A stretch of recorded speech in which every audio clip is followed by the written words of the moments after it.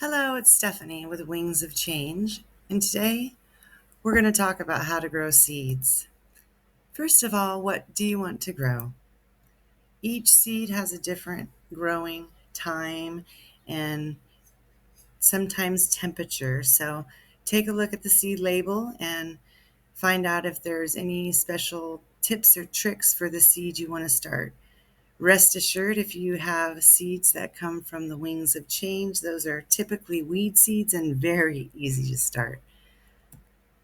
We use peat pots here at Wings of Change for our seeds, but you can use that or seed starting mix. Either one will work, and the reason we use those, or you need to use those, is the little seeds have very tender roots, and those provide optimal soil conditions, and the germination rates are much higher, and the success rate for transplanting is much higher in the peat pellets as well, because the root system isn't disturbed. It grows right through the side of that net, and you can place it gently into the earth or a pot when ready.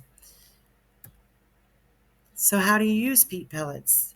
You grab all the pellets and you put them in a tray of water with the circle side up. Gradually, they'll start to absorb the water and they'll rise up and become a soft little squishy net full of amazing growing medium. I usually take my finger or pencil and I poke the hole inside that little net, place the seed, and then cover it back up with the peat moss. Keep in mind that you'll need to place the seed 2 to 3 times as deep as the seed is. So if you're burying or planting a sunflower seed, you'll need to bury it quite a bit deeper than you would if you were planting a poppy seed or a narrowleaf milkweed seed. And then if you're planting a peanut, it might not work in a peat pot. So some people use trays to keep them moist, but I here at the house, I just keep them in a tray near a sunny window and indirect light.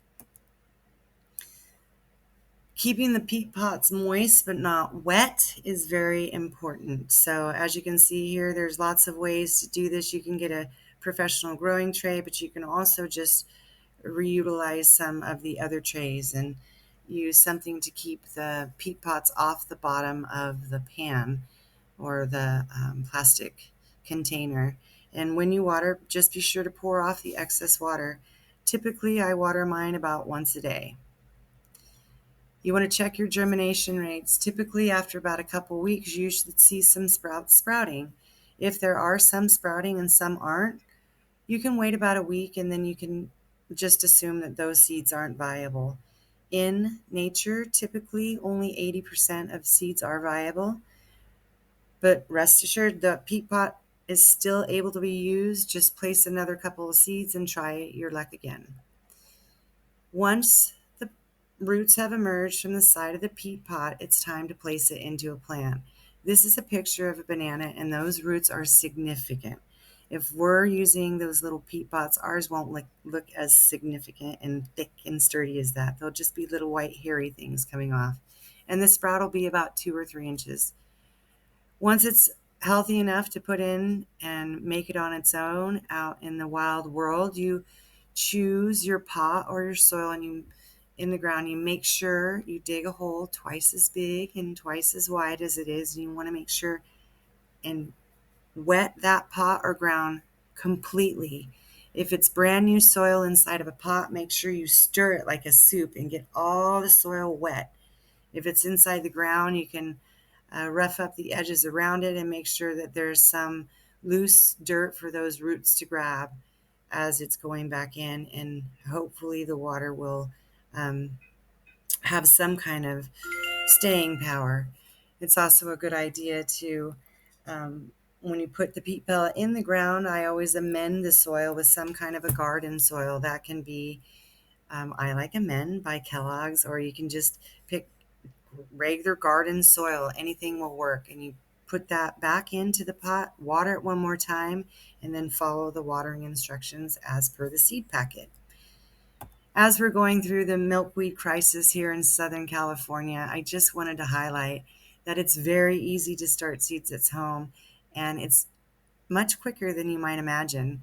Milkweed only takes 6 to 8 weeks to fully mature.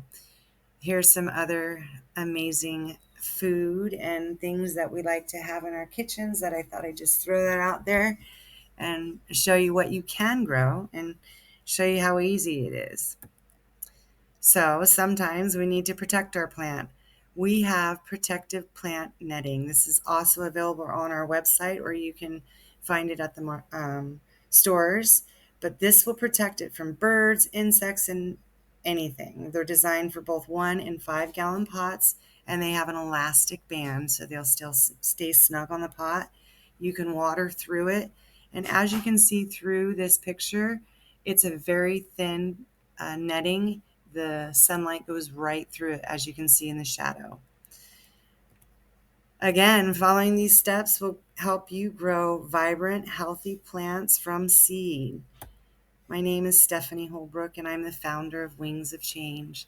Thank you so much for listening and taking time. Our mission is to spread the word about the importance of butterflies, pollinators, and plants.